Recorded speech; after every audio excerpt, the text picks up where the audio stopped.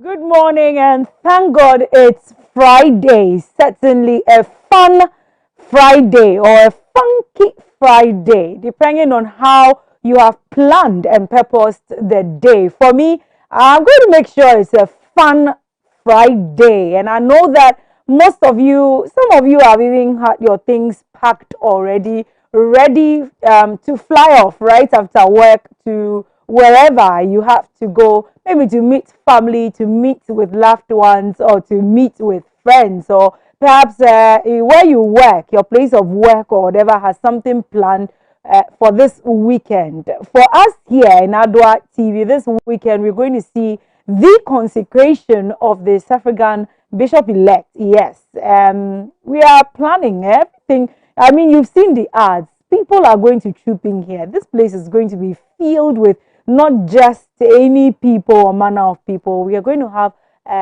distinguished people. We're going to have you as well joining in mind, spirit, and body as you watch us or as you come physically to bless or grace the occasion with your presence. Another good morning to you wherever you're watching us from. I bring you good news as well from the Lord. It's A.M Ghana on Adwa TV, where we bring good things to life. One of the good things I'm bringing to you this morning is from the book of Luke. Yes, the Gospel of Luke. Luke chapter 6, verse 45. I'm reading the NLT, the New Living Translation, and it says, a good person produces good things from the treasury of a good heart. I like that. A good person produces good things from a treasury of a good heart. And likewise, an evil person produces evil things from the treasury of an evil heart. What you say flows from what is in your heart. So, what is your treasury? What is stored in your treasury? Remember that anytime you open your mouth to speak, anytime you get the opportunity to respond, anytime you also get the opportunity to act, you are telling people what you have stored in the treasury of your heart. I don't want to talk so much or rely so much about the things in your heart. Rather, I want to ask you this morning, whatever you think, whatever you know, you yourself can do that self-evaluation, okay, that introspection. So after you have done it this morning, within this very short period, before we go on a commercial break, how would people describe you? I'm not talking about people who are so loyal and so faithful and so immediately they say you are good. I'm talking about people who are really true to you. How would they describe you? What would they really say about you if you are not there and they are asked to describe you? You know it. You know it. How would you describe yourself recently? Because for some of us, it's just recent events that have us behaving in a particular way. Well, whatever it is, I'm asking you to store up good treasure in that treasury. Fill it up with good things. It's only when you fill it up with good things that good things, come forth. You show it forth in your speech, in your actions, even in your own thoughts when you are by yourself. So, the treasury, let's decorate it a bit. Now, how do we decorate it a bit? I know that the only way that you can get good things is not just by prophesying good things like we usually do. It's not just by planning to do good things. No, our nature in itself will not allow us be good. So what we actually do is to align ourselves. Lock yourself up with God. Lock yourself up with Christ. Lock yourself up in prayer. Lock yourself up in reading of the word. The more you familiarize yourself with it, the more you begin to resemble the word, which is Christ, who is God. Thank you for that. Thank you for listening to me on that particular one. I know that this is going to impact someone, is going to impact you. Well, talking about impactful words this morning, our word of the day today. Don't mind me if I make mistakes. So I've not eaten and I'm missing out. I feel very, very light today. I think if the wind should blow, if it had the opportunity of blowing here, I would go with it. Well, an adjective from the Merriam-Webster word of the day It's Friday, January 28th, 2022. I forgot to mention that earlier. And it's an adjective. It's myopic. Myopic. So just as you heard it, spell it like that. M-Y for my, and opic, O-P-I-C, myopic. Okay, M-Y-O-P-I-C, myopic. Now, myopic means not able to clearly see objects that are far away. Hey, I'm being described right now. So, yes, that's why I can't see you. I can't see you because I have my eyes, yes, are myopic. I lack, far. I lack the ability to see far, to see very far, but not figuratively. Not figuratively. When it comes to the other side, I do see very, very far. So lacking in foresight or discernment. So myopic can be used to describe somebody who, in their actions or the way they behave, the way they speak, you can easily tell that they don't think far into things, or they don't look far, they don't plan far at all into things. They lack discernment. They are narrow in perspective. Yes, perspective wise, we say they are shallow or they are narrow without concern for broader implications. They only see as far as this, what is in front of them. So they deal with things as at when they come. They don't plan ahead. They don't focus. They don't project into things ahead of them.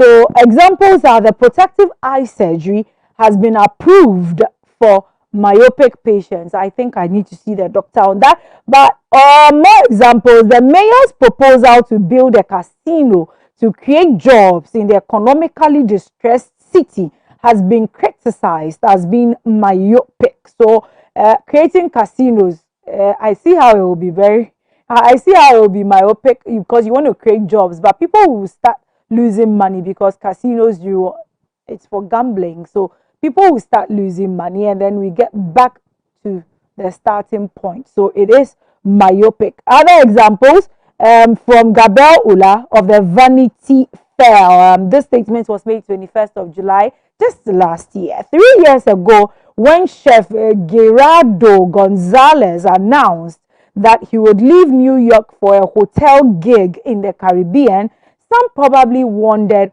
why a bright young talent was cutting his career short.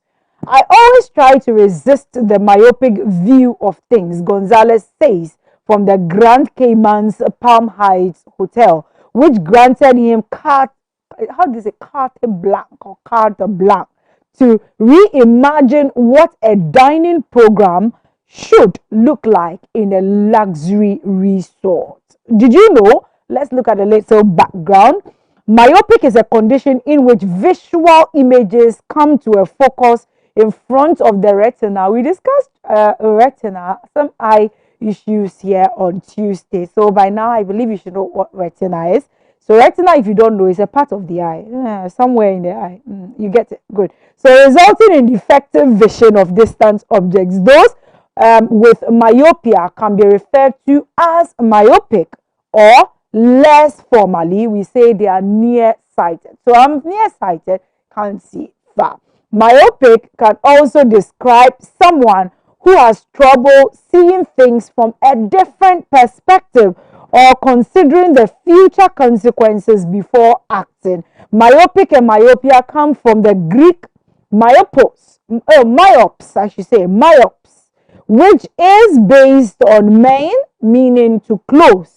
That's ops, meaning the main means to close, and ops is for the eye. I think that's why we say opto. That's why we use ops most of the time for things to do with the eye, optometrist and all that. Well, that is the word of the day for you. So suppose you want to describe somebody as not being so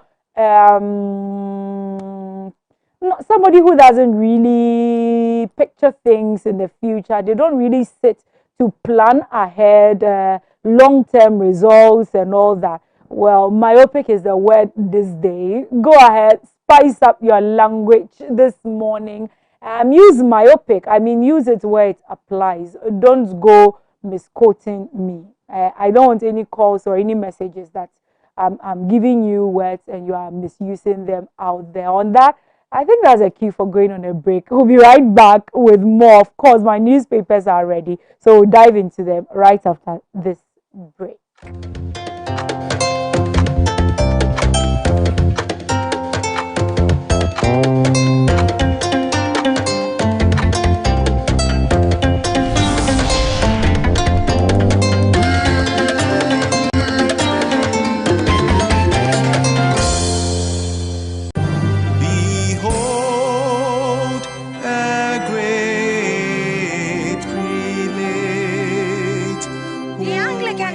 Of Accra, by divine permission and under the auspices of His Lordship, Right Reverend Dr. Daniel Sylvanus Mensah Toto, the Diocesan Lord Bishop warmly invites you to the consecration of the Very Reverend Dr. George Kotai Nikwe as suffragan Bishop of the Anglican Diocese of Accra on Sunday, 30th January 2022 at 8:30 a.m. prompt, happening live at the consecration grounds of the Cathedral Church of the Most Holy Trinity on the John Evans Sata Mills High Street in Accra, and will be aired on Adwa TV. Guest of honor, His Excellency Nana Dankwa Akufo-Addo, President of the Republic of Ghana, His Excellency Dr. Alhaji Mahmoud Bawumia, Vice President, Republic of Ghana, Most Reverend Dr. Jonathan B.B. Hart, the Archbishop and Primate of Church of Province of West Africa, and the consecration celebrant, Right Reverend Charles May, Anglican Bishop of Highfield Diocese, South Africa, who is guest preacher for the consecration, Most Reverend Dr. Cyril Ben Smith, the Archbishop for the Internal Province of Ghana, Anglican Communion, Episcopal House of Bishops for the Internal Province of Ghana, heads of diplomatic missions in Ghana, the Ghana Christian Council of Churches, Corporate Ghana, and the entire brethren of the Anglican Diocese of Accra will be in attendance. Be part of this historic and spiritual service as we see Very Reverend Dr. George Kotai Nikwe being consecrated as suffragan Bishop.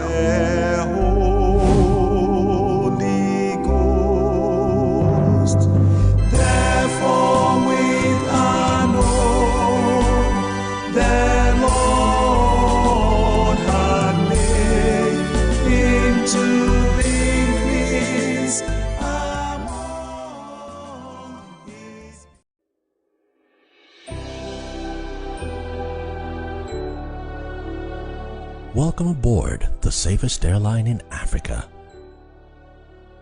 With industry-leading safety measures to protect your well-being.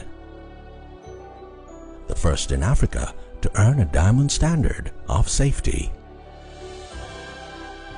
Offering a more contactless, safe, and seamless experience. Delivered with a smile by Africa's first fully vaccinated crew.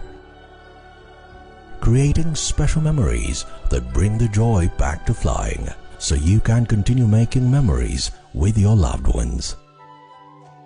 Book your flight with RwandAir today.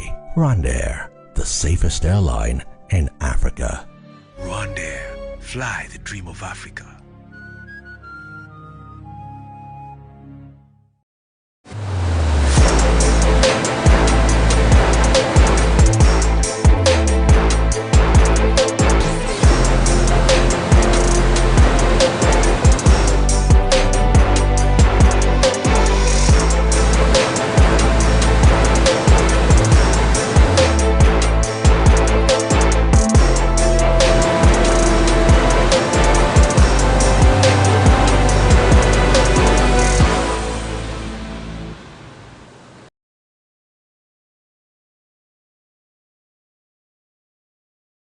Holding on, thank you for standing by and for staying with Adwa TV, where we bring good things to life. I promise we're going to dive straight into the dailies for today, but just before that, you saw the ads, and I'm here to tell you right after this, the newspapers will do a little discussion, of course, and after that, you're going to watch an interview between the bishop-elect, the Suffragan bishop-elect, yes, right, should I say right, or Very Reverend Dr. George Kotai Nikwe. I always get that wrong.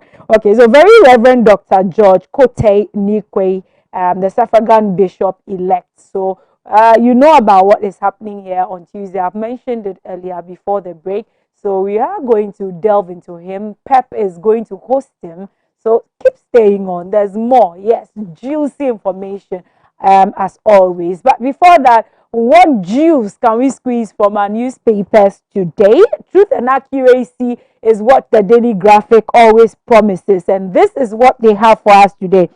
First private jet terminal opens today, and Friday. It's a fun Friday. Things happen, surprises happen on Friday. So, first private jet terminal opens today. Dr. Daniel Macaulay, the CEO of McDan Group of Companies, had that to say, and that story is on page 20. Introduce innovative ways to mobilize revenue. New Year school urges government. I couldn't be more happy with this. Yes, that information has gone across board. We know how much is lost to corruption. I had the opportunity of watching a video yesterday. How much is lost to corruption? So why don't we channel resources, our attention as well, focus on how to nip corruption in the bud, and hence save all that money that is going away from us by way of corruption. And the e-levy would be a thing of the past. We wouldn't have to go banter to banter in the parliament because of that. So that story is on page 31. And the suspension of the benchmark policy. Rice farmers cry out. 300,000 to lose their livelihood. 300,000 to lose their livelihood. So, three farmer-based associations in the rice production sector have raised concerns over the negative impact the suspension of the reversal of the benchmark policy will have. And it continues on page 3. So, definitely, obviously, should be will have on their industry, and that will be it. There is more of that story. There is a nice picture here, heaps of paddy rice waiting for buyers. E-levy best revenue generation option, says panelist. That is on page 13. And a weekend special, oh yes, it's in the middle there, on Reverend Stephen Yenusum Wengam, who is the lead pastor of the Cedar Mountain Chapel at East Legon in Accra, and has many parts. So he's speaking on leveraging Christianity to make an impact in society. So it's here, special weekend feature, and that's for Daily Graphic, or pages not mentioned. So it's on the special feature page. But for sports, I think we should do the middle page before. So President urges trouble-free new tema Manche. President urges trouble-free new tema Manche selection process. Parliament begins no vaccination, no entry policy. Legal aid challenges to be resolved.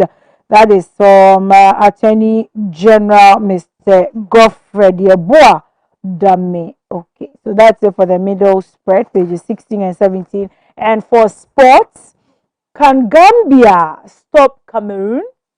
Can Gambia stop Cameroon? And we know that I think the last Cameroon match, was it the last or the last two? Well, their match with is it Comoros? Hey, I forgot to know. Don't worry. When I become a sports enthusiast, you see how I'll rattle this out easily. How it will flow. It's Comoros. Thank you very much. So we saw the stampede, and we're praying that because it is Cameroon involved, necessary measures will be put in place so that we do not hear any bad news. We are not ready. We'll never be ready. We're prepared for people dying, for stampeding. So CAF moves 2 matches to Yaoundé. So 2 African Cup of Nations matches will be relocated from Japoma Stadium. Okay, which ones are that? One quarter final, that's for February the 2nd, and semi-final, one quarter final, and the February 2nd semi-final, okay, will be moved to the Cameroonian capital because of concerns over the state of the pitch in Douala. That's it for the Daily graphic. Grab your copy, your own personal copy. Daily Guide has this for us. MTN Group CEO pays a day's working visit to Ghana. So MTN Group CEO Ralph and worker WECA, their VP and other MTN Ghana officials in a group photograph with commissioners of the GRA. We hope they are here to, I don't know if it's about the e-levy, but whatever it is, we want to hear good news. Okay, so I got 27 million Ghana cedis for business promo. That's coming from the Alto ACN case. So on Capital Bank, you remember Capital Bank and all its issues in court. So you want to know more, just grab a copy. It's on page 3. And let's read about what 27 million. What 27 million are they talking about? Something to do with some 620 million as well. 27, I heard them. Numbers, figures. Read, buy your own copy and read. Still on Rapiate, Nana gives 100,000 Ghana cedis. Nana, our own Nana, the president of the country, President Nana Addo Akufo Adankwa Akufo-Addo. Ade. Anyway, he gives 100,000 Ghana cedis to the people of Apiate. Okay, so we get a picture of him with some other dignitaries there. Joyce Aye is there, of course, to receive the money. Government intensifies e-levy education. Is it the education we are concerned about, or it is what these? It's not about educating us. We understand what you're talking about. We say no. I believe you should also go and understand why people are saying no, which people are saying no, and which people are saying yes. I mean, go and also educate yourself on the issues or the concerns of the citizenry. That will help. Maybe that will help and enlighten you on how to maybe reshape, remodel the whole e-levy thing, or better still. Okay, so that's on page 6, a picture of Ken Oforiatta, of course, in white, as usual. Trouble looms at my John. They're talking about Adrin Gano. Yes, over some dispute, yes, issue, and the story is on page 6. Sports. Cameroon shame the worst after May 9 disaster, and we of course talking about the stampede. Yes, a stampede, especially the May 9 disaster was a Ghanaian thing, so this being an African thing and also going out international makes this disaster shameful. I'll leave it at that. Sack Milo, reshuffle GFA, MPs demand. We saw that and we had a full discourse on this particular issue yesterday here on AM Ghana. Parliament investigates Black Stars' poor performance. That's more on that topic. And Captain 1 Golf rocks Kumasi. Captain 1 Golf rocks Kumasi. We see some kids who are tournament winners with their medals. Okay, that's good. Putting children in the letting them know there's more to sports than football. So that'll be our part for the daily guide. More on the dailies. The Daily Statesman says President donates 100,000 Ghana cedis to Apiati victims, and the story for them is captured on page 3. E-levy for more roads, more jobs. Story on page 2. Government reassures transparent accounting for proceeds. And Finance Minister Ken Oforiatta and others addressed a town hall meeting on the e-levy yesterday. Okay, so let's read more on what they have to say on the e-levy. So backbang for another Dubai medical review. Majority worried about frequent absence. So Frank Ano don't pray the majority chief whip there. Let's see if there's anything new from the football field there for us. It is a sleeping giant to meet the Englishman bidding to end Canada's World Cup misery. And German prosecutor holds investigation into alleged racist abuse of Ghanaian Aaron Opoku. Why are they halting? Anyway, committed Ayu brothers have not quit the Black Stars. Spokesperson Fifi Taki has that for us. Okay, so I'm going straight to the most authoritative newspaper, the Ghanaian Times. PRT support fund. The president donates 100,000 Ghana cedis. Thank you, Mr. President. Thank you, Mr. President. So Ghana's first private jet terminal opens at the Kotoka International Airport today. MTN Group recommits to help grow the telco industry, and government to pay 14 million Ghana cedis compensation to poultry farmers affected by the bird flu. On sports, Kotoka, Kotoko, Kotoko, revenge over Oli. This is going to be a very nice match, with Oli Rosalinda, Oli Esmeralda, and Kotoko on the same field. We will see. Bragging rights, I don't know whether we should create a timeline for the bragging rights. We'll see who wins the bragging rights, and then we'll see who wins the match. It's a game of sorts. Tunisia captain calls for focus ahead of Burkina Faso quarter-final tie, and the AFCON quarter-final schedule is here. But we'll leave that, of course, to the AFCON updates, which comes right after the AM Ghana. New weekend crusading guide. Urging Ghana residents in fear over activities of land guards. I thought this would be over by now. We read it yesterday. So we are calling for appropriate authorities to go there and help alleviate the fears of the citizens. My John and Adrian Ghana, that whole area. Odinihu Kweku Apia gets big boost as he receives Presidential Globe African Heroes Award. Praise for more strength to help the society. Government dispels fears over e-levy. Okay, tell us more. Assures transactions would help sustain programs. Transparent accounting for proceed. So just grab a copy of the new weekend crusading guide and let's educate ourselves the more. Maybe it's not as scary as we think it is. Anyway, so they're on a PRT explosion. President Akufo-Addo donates 100,000 support Ghana cedis to the support fund, and processes to rebuild community commences. Catch that story on pages 3 and 10. And on sports, Ivory Coast is ready to challenge for 2023 AFCON. That's coming from Patrice.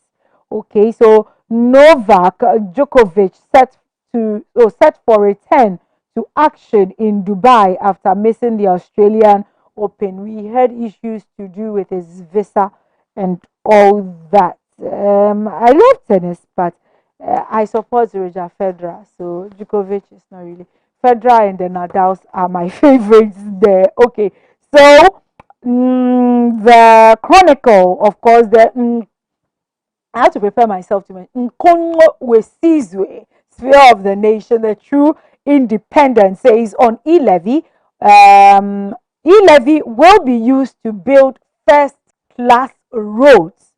First-class roads like the Pokwase, the N1. So that's what the e-levy is going to be used. I believe that's just one of the items mentioned. So instead of foreign assistance and concomitant debts, we're going to use e-levy for that. That's coming from the camp of Ken Ofori at the Koforidua Town Hall meeting.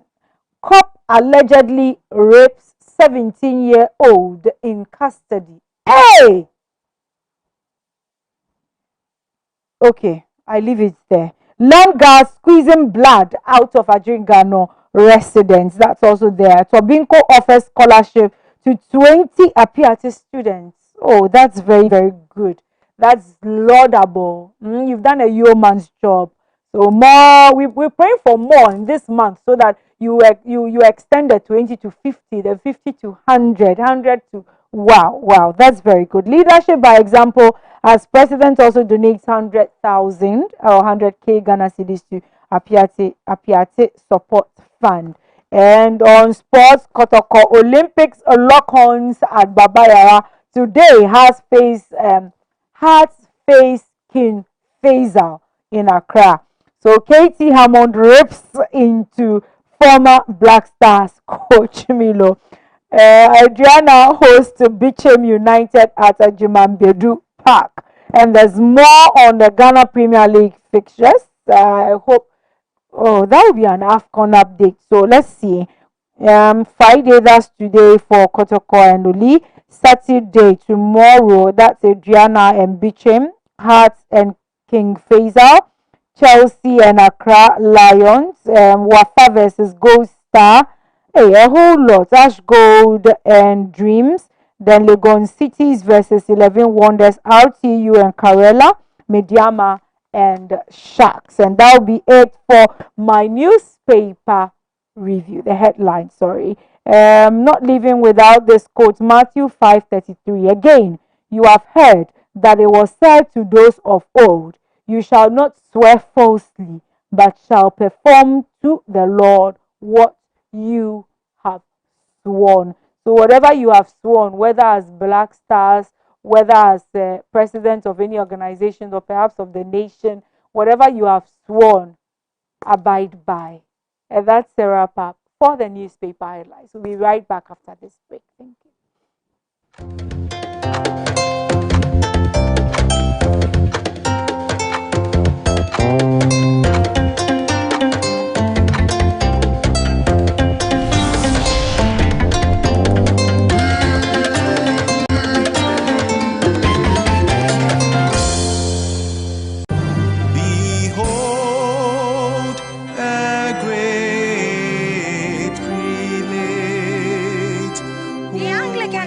Of Accra, by divine permission and under the auspices of His Lordship, Right Reverend Dr. Daniel Sylvanus Mensah Toto, the Diocesan Lord Bishop warmly invites you to the consecration of the Very Reverend Dr. George Kotai Nikwe as Suffragan Bishop of the Anglican Diocese of Accra on Sunday, 30th January 2022 at 8:30 a.m. prompt, happening live at the consecration grounds of the Cathedral Church of the Most Holy Trinity on the John Evans Sata Mills High Street in Accra, and will be aired on Adwa TV.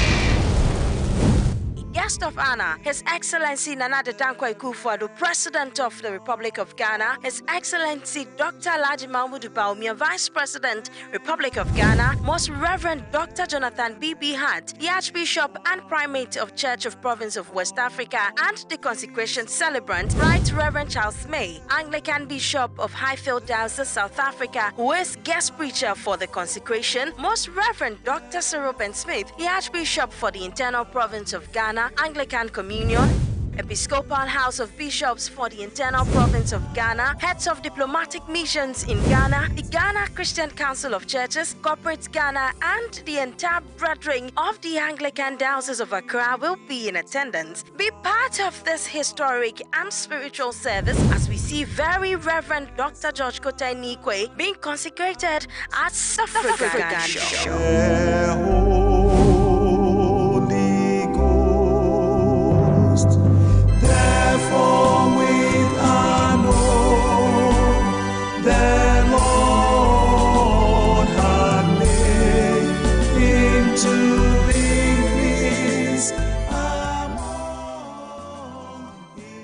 Announcements on Adwa TV. Contact Adwa TV for your general announcements, proclamations and publications, job vacancies, etc. at a very affordable rate. Call 050-92-57754, 020-9494-258, or visit our marketing desk at Stepwork Premises.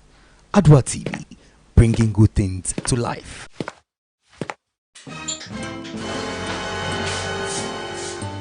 Order. But you're not there, young man. And that's all I'm about to order. The right, you are fired. malaria nti abayi wo yejuma bono. What you are doing here? Malaria therefore ya o. Enti awo ahire ne customers ni. Wahu ne se mami aye smart. Ape CB Malakio. Amma ne baya odi ko school.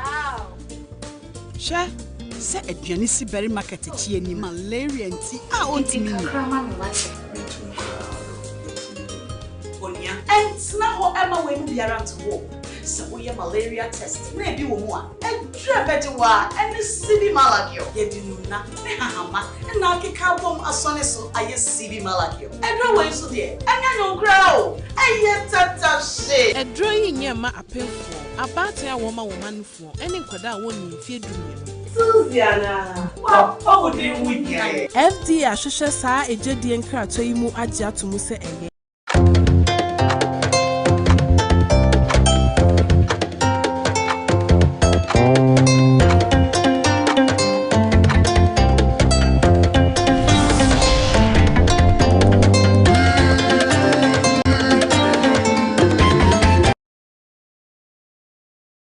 Decided to stay with us because, of course, we're serving you with communication and information from here in our studios. This is A.M Ghana and welcome back from the break. My name is Reginald Adi and it's time for the newspaper review segments. Let me say a big thank you to Julia Ejoma, who's taking us through the headlines. And of course, there definitely would be somebody here to go into the conversations with me. E-Levy is still resurfacing, and at the Parliament House, Bernard Mona and his group have pitched camp. I don't know if they go home perhaps later in the day, but his team, they're always there at the fore, protesting silently against the passage of the levy. And well, we've heard about some other headlines that are speaking to the e-levy. The finance minister says that the e-levy would be for more roads and more jobs. More roads and more jobs. The story is on page 2 of the Daily Statesman has captured, and it's also captured in other newspapers. But yes, so the Chronicle has same detail. E-levy will be used to build first-class roads. So these are not just any other road, but first-class roads instead of foreign assistance. Well, join me as I welcome Mr. Kingsley Amaliba. He is the communication representative for the National Democratic Congress. Kingsley, good morning. Good morning to you. How are you doing? Well, the Lord has been merciful. Yourself? I can say same for myself. Good. Well, we thank the Lord now. Should we thank the Lord for the persistence of the finance minister? You know that he's conducting a town hall meeting, and he indicated, of course, that he was going to use this week, he and his deputies, aside some other members of the ministry. However, I mean, communication from the finance committee in Parliament, it's not very happy. The finance committee in Parliament is not very happy, especially the minority on the committee. They are indicating that the finance minister could have done this with the committee as well, because you say you're engaging stakeholders, the telcos, amongst other things. And yes, speaking about the telcos, they have also written a petition about the e-levy. So it's a whole conversation and a whole brouhaha about e-levy. Where do you stand? You have listened to the finance minister in his consultation. Are you convinced that we should go ahead with e-levy? Thank you, Reginald. Good morning to you once again and to your crew. And good morning to our cherry viewers and the good people of Upper East, particularly, Tempane constituency, where I hail from. Personally. And to our Honorable MP, Mama Lydia. And to Alhaji Sheriff Abdul Nasiru. He's a NEC member of the National Democratic Congress. Reginald, the whole brouhaha surrounding the e-levy, the events are becoming murkier and absurd as this passes by or goes by. And the position of the National Democratic Congress still remains the same. Our position is that this tax is a regressive tax. It is a disincentive tax. It is not a productive one. It is a tax that will discourage our effort of building a cashless society anchored with digital advancement. It is a tax that is going to impoverish the people. And it is a tax which will not be able to enable us to build a financially inclusive society as we envision going forward as a country in a community of nations within the global financial space. That has been the position of the NDC, and that position hasn't changed. What is the e-levy in the first place? What is it? The e-levy is an electronic wallet. I have my money. I can put it in my pocket. But I am afraid that if I keep the money in my pocket, maybe someone can fall down, or I can lose it, or someone can meet me somewhere, attack me, and take it away from me. Well, the benefits are numerous. I mean, it prevents you from unwarranted or unplanned spending. It helps you save. Transaction is easier. If I want to send money to, I don't have to pick a car all the way, to your place. Especially if you're not in Accra and you are in your constituency in Pani. That's true. I don't have to pick a car or send it via a bus. So these are some of the securities that we enjoy. These are the security features, but I am talking about the nature. All right. Of it. Okay. The nature the pure essence of it. The nature. What is it? What is that e-levy we are talking about? What is it? It is my wallet, electronically, that I keep my money in to prevent the associated challenges that you've just mentioned, some of them. That's e-money. That's e-money. The e-money. Yes. Good. So e-levy would be, e-levy in itself is a tax. But the government is taxing the e-money. Yes, so government is talking taxing about the money. e-money. We haven't gone to the levy yet. I am describing the e-money, the wallet. Yes, what is it? Yes, so it's for the sake of education. I'm trying to make it clear that e-levy is not. So you are jumping the gun. You are jumping the gun. No, you get there. Kingsley, let me try to perhaps bring you into what you're trying to. You are trying to describe the wallet in itself, where we keep the money, whether virtual or whatever it is, and that is the e-money. All right, the electronic money that we keep within the wallets. Now, the e-levy, it's not the money, but a tax that is supposed to be on what you do with the money. Exactly, and that's where I'm driving. Right. So the money in that electronic wallet is my money, not the government money. Okay? Yes. And also, it is the telecos who have created that platform. And that platform belongs to the telecos. That is why they are saying that, well, we have given you this level of security. So, mobile money registration is not compulsory. If you buy a SIM card, you are not under obligation that the moment you buy a card, onto the mobile money automatically service. you should subscribe. It's not compulsory or mandatory. It's an optional. So you choose to do it or you choose not to. Of course. But the moment you decide to use that platform, the telecos which provide it to you for your own usage and convenience are saying that we are charging you 1% for giving you these services and the platform. When the telecos charge that 1% on it, they gave their merchant 30%. Okay, out of that, let's say if it is 1%, you are selling 100 Ghana cedis. It's 1 cedi.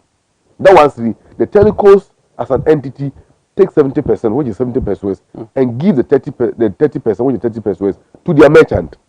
You get it. Now, at the end of the year, the telecos, out of these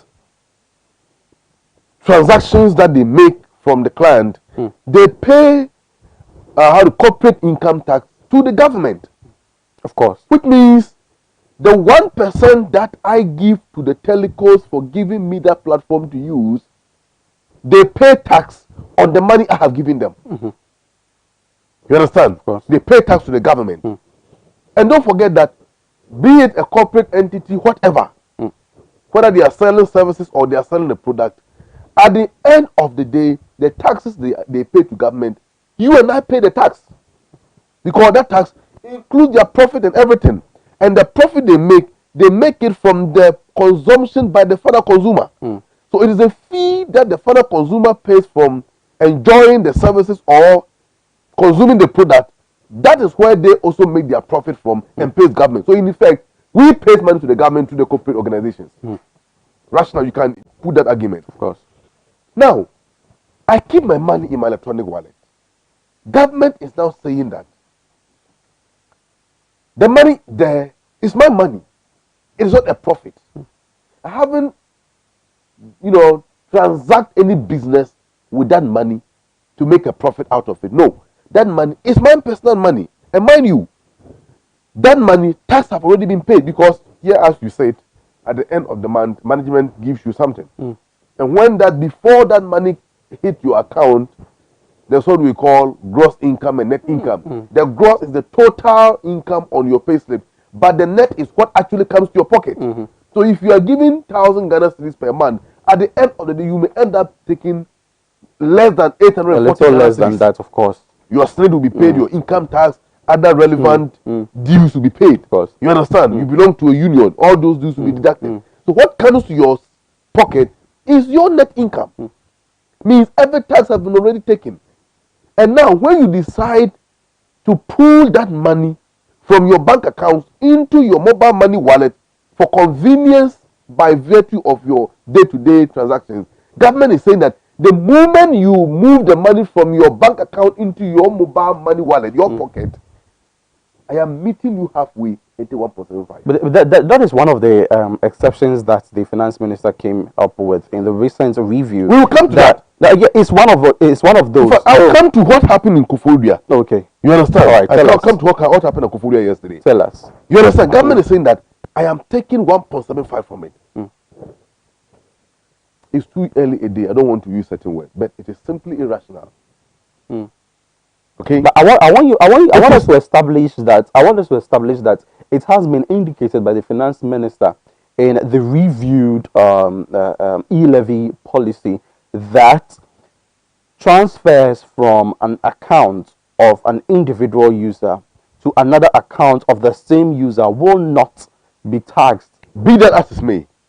And so I think we rather have some questions. It's rather unfortunate that we don't have a representative of the New Patriotic Party, the party in power. Yes, it's unfortunate, especially considering that most of these things are in their lair. However, there are questions to ask, and some of those questions are, okay, so what if I use several platforms? Is there any centralization of these platforms such that if I am transferring, let's say, from my bank account, now my bank account, of course, is not under a service like the telco is providing, let's say the MTN mobile money. So if I am transacting or I am moving the money from my personal bank account to my personal mobile money, would it mean the same? Or perhaps I am transferring from my own mobile money, MTN mobile money, to another MTN mobile money. That is where the exemption would come in. These are some of the questions that we're trying to find out. But unfortunately, we don't have a rep for the ruling party. Neither do we have a rep for the finance ministry. So unfortunately, our understanding of this will be based on pure logic, as we can put it. So Kingsley, you may continue. I want us to establish that there is the exemption. The exemptions, we are told that if you are even transferring 900, the e-levy will kick in on the 800, but not the 900. These are some of the gymnastics they are throwing out there. But we will come to those gymnastics. But you see, the point I'm making here is that the money belongs to me and it is my money. And therefore, I haven't made any transaction on it, I haven't made any profit on it. So what is remained my money after paying all those taxes on it, government have taken its share already. It is absolutely irrational for government to tax me because I decided to keep my own money in my wallet and I'm transferring it from one person or from my account to a different person. But you see, this whole concept of e-levy is a crafty way to steal from the citizens. People have described it as a robbery tax. I agree. Some say pickpocketing tax. I agree. Regardless of whatever name you give to it, the e-levy cannot be justified under any circumstances. Let me give you a few instances. You see, Ghana, as we speak today, our market women, when they are traveling to buy their wares, they decide to keep the money in their mobile money account or in their mobile money wallet. Some even transfer the money to their suppliers ahead of time. And whether they will go by themselves to take the consignment or they will send it to them to go and take it from any whatever point of collection, the underlying point here is that the money has already been transferred. Now, the imposition of this e-levy is going to burden the people, especially given now the exchange rate differentials and how our city have been poorly mismanaged by the digital Alaji, Muhammadu Bawumia, the vice president, over the last 5 years under his tutelage as the chairman of the economic management team. You understand? The city have suffered, have fluctuated, have depreciated, have lost its value, contrary to the promises they told us. Okay. And now you are telling suppliers that the little money you make, when you are transferring it to your suppliers, the suppliers are you are going to deduct your tax 1.75 from it, further declining or decreasing their capital and profit margins. Will it encourage economic activities? No, it will take us back to the cash-carrying economic system we used to run. If you ask me, attendant ramifications were so dire and having difficult, how do you call it? You know, that grave consequences. For instance, robberies will attack people and all of that. But you see, the whole thing about this e-levy, I have seen the tweet by President Akufo-Addo. If you listen to government, the kind of information they put out there is simply laughable. And sometimes is it laughable? Yes, very laughable. Is it laughable that it's very laughable to say that it's intended to be used to build first-class roads? It is laughable to say. The finance minister says that it will be used to provide roads. It will be used to provide jobs. Now, in the earlier days, it says that this is what will be used also to fund one other policy that they introduced. That they introduced. All are deception. All are fallacies. There's absolutely no iota of truth in any of this argument. How can you say there is no truth? Yes, I will tell you. It has not started. I will tell you. Look, don't worry. Here, President Akufo-Addo, from his own Twitter account, that was yesterday, e-levy will provide government with revenues to build more roads. How many roads have they constructed over the last 5 years? They haven't taxed e-levy. How many roads? They haven't taxed e-levy. They haven't taxed e-levy. We will come to that. Provide more jobs. How many jobs have they created? The narco guys they brought to Blaster Square here gave them colored t-shirt to wear, march for 3 hours, and the president came and stood before them. And gave them job for 3 years. Job for 3 years. Now they are back home. Was that jobs? Can you call what they did to them a job creation? They have some plans. Provide more jobs. You saw what happened when they did their job fair at the Independent, how do you call it, the Accra International Conference Center. You saw what happened. Create more jobs, provide more jobs and opportunities for the youth. Okay, so this is a government. Listen to this. Reduce our debt, our dependence debt. You understand? Our dependence on debt. Of course, it says so. But you see, hear what his vice president said in 2016. This is June 23rd, 2016. Exactly 11:01 a.m. Few hours to noon. And I have no doubt to say that probably he received a call from his boss. Said, come and let's go out for lunch. So you have to quickly tweet it before they go out for lunch. Hear what he said. If you use your resources well and do not steal them through corrupt activities, you can produce more and create more jobs. Of course. I mean, you understand? That's very well. Truth. And we will come to that. There. We will come to that. But you see, why the e-levy? And why the resistance? Why the resistance, also the insistence and the recalcitrance of government to impose the e-levy against the objection from all manner of people within our society, including progressive and well-revered economists who have said that no, this kind of tax or levies is going to impoverish the people. Government say, yeah, I am going to do it, whether you like it or not. Kojo Nkrumah have been quoted somewhere to have said that Ghanaians can go to hell. They will pass it. Is it Honorable Sticker? Yes, MP for Ishayeso have also said that they will pass the e-levy and NDC cannot do anything about it. This was the same guy who was crying a few years ago, before the elections, that we should think about the poor. Now he's in parliament and he's saying that to hell the poor. The reason is that government need the e-levy because we are broke. And you know why? From government-owned budget. Yes, we are broke. From government-owned budget. We are admissive that we are. All that they are claiming, jobs, as President Akufo-Addo have tweeted, is a lie. Why? Because in government-owned budget, which was taken to parliament by the finance minister, who is also the cousin of the president, under whose leadership Ghana's economy has seen this nosedive, hear what he said. Government is projecting to raise 105 billion Ghana cedis, including the e-levy. Yeah. Okay? Including the e-levy. And when we are able to raise that 105 billion Ghana cedis, this is how we are going to spend the money. Government is projecting to spend 37.46 billion on interest on loans. Interest on loans payment. Okay? 37.46 billion. In addition to that, government is projecting to spend 35.8 billion on salary of workers. Public sector workers. Government will pay them 35.8 billion. Now, we have amortization, which is our mature debt. And that one to government is projecting to pay 7.9 billion within the next 12 months. And also statutory payment, Get Fund, NHIL, scholarship, how do you call it? Assembly's Common Fund. All these things are statutory payment that government cannot resent from paying them because it will have legal consequences. Government is projecting to pay 26.8 billion.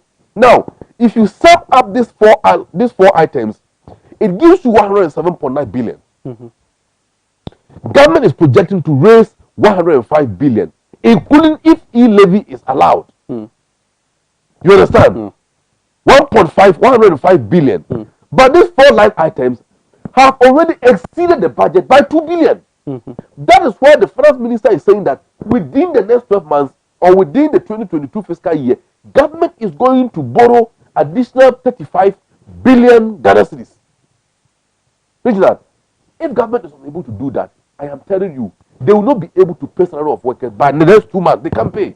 You mean if government does not borrow, they wouldn't be able to pay? They wouldn't be able to pay. But of course, because Kingsley, this is a projection. This is a projection for the entire year. But you and I know that in the mid of the day is the mid-year budgetary review, where we can sit and look at other things and other ways of raising revenue and assess, where we've gotten to from the implementation of the budget. And of course, the minority, as the other side in Parliament, has approved almost every aspect of the 2022 budget, with the exception of the e-levy. So, of course, some of these things they are going to go through. They are going to go through. When really, Ghana, well, sometimes it's good to let certain things go. You understand? It's good to let certain things go. Because that so-called budget approval that which they claim minority didn't participate in the approval of the budget. Minority did. Minority didn't do it.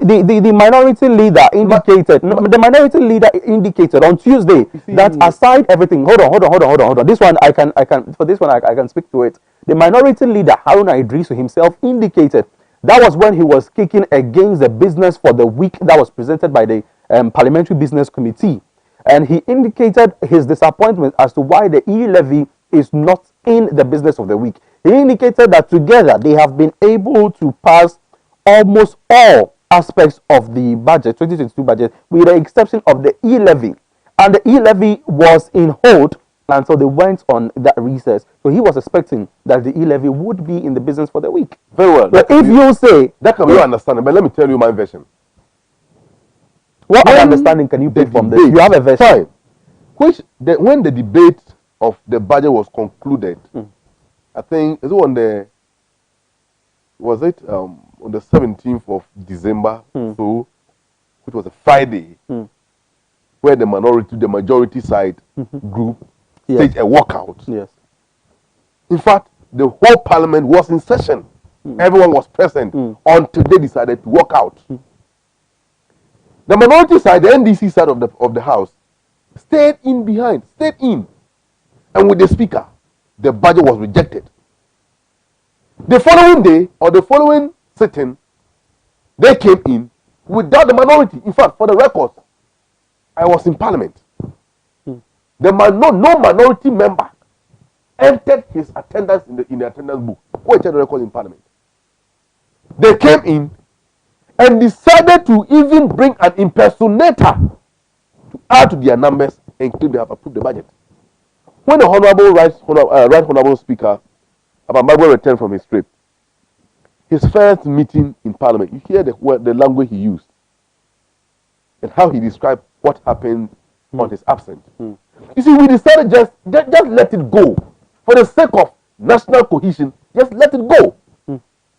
If not, if NDC MPs were to telling what happened in Parliament. No appropriation could have been done before the Parliament. Exactly. How do you call exactly. it? Rose for the last session. Exactly. So that argument, I don't want to even go there because it has come and gone. Okay. But you see, so in your accounts, the minority just let it go. They just let it go. Okay. That's how I feel. All right. Let's come to the. What happened was completely illegal. Let's come to the substantive of the e-levy. Now you said earlier, Kingsley, you said earlier that the e-levy will not provide any economic gain. But this is you also mentioned that the benefits bound to be enjoyed by the e-levy. I haven't mentioned any benefit. I am putting it in that way. Okay. So it maybe you want me to. That's your own version, not me. Hold on. I am not even done. So if you cut me in, you wouldn't get the import of what I'm trying to say. You mentioned that the benefits bound to be enjoyed by the e-levy, that they are lies. That's what you said. And that when we spoke in perspective of job provision as one of those benefits to be enjoyed by as a result of the e-levy, they said that all of these things are lies. Now, this is a government that, provided 3 years employment, temporary as it may seem. It sustained these beneficiaries for all these 3 years. Now, they have been able to provide these jobs for the people without an e-levy support. Now, don't you think that a government that would gain more would be able to do more for the people of the nation? Very well.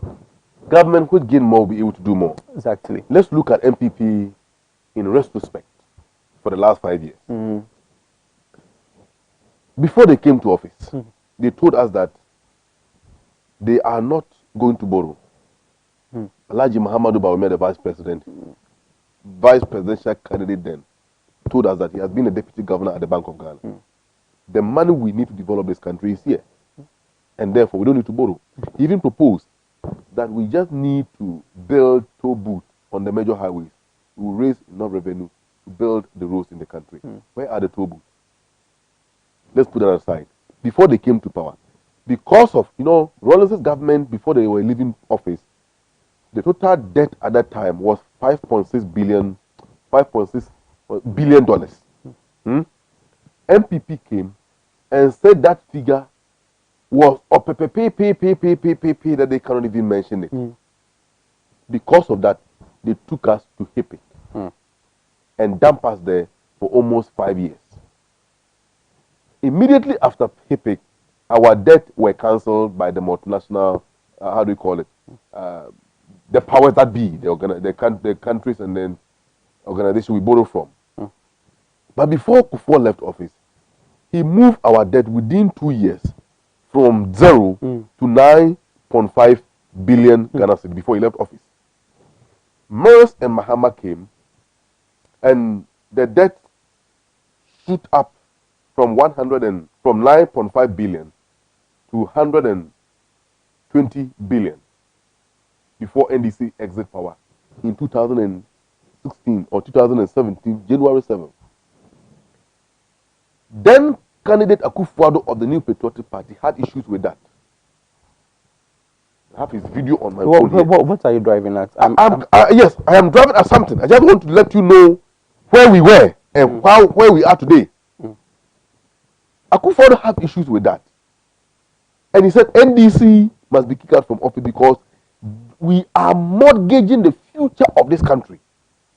And there is no way the Ghana's debt should see that astronomical rise within a space of 6 years, which was 2014 at the time he was making those pronouncements. He came to power.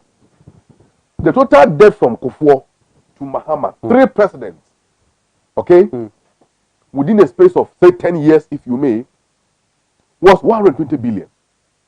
Within a space of 5 years, he has moved our debt from 120 billion to 351 billion as at December 31st, 2021. According to Bank of Ghana, that is where our debt has risen to. Before NDC was leaving office, our debt was 56% to GDP. Now, it has gone to 81% to GDP. And some financial analysts have even are predicting that we are likely to hit 95% to GDP before 2024. Have you seen the gloomy nature of our economic structure now?